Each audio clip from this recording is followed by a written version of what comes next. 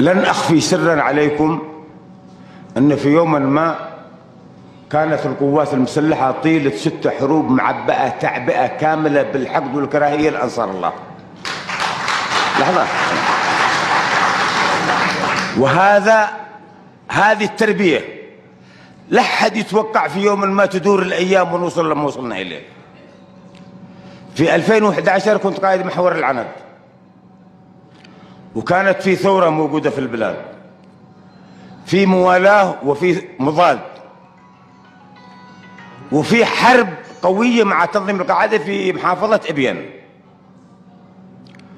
يهمنا تماسك جبهتنا الداخلية، واتفقنا على قواسم مشتركة. وكنت أتكلم في هذا اللقاء، قلنا شوفوا لا أتكلم مع القاعدة القوية في العند ومع قيادة محور العند وحدات محور العند. قلت لهم توقعوا بكرة، والذي موجود تقريبا على الأخ عبد القندي موجود معنا في الله. قلت لهم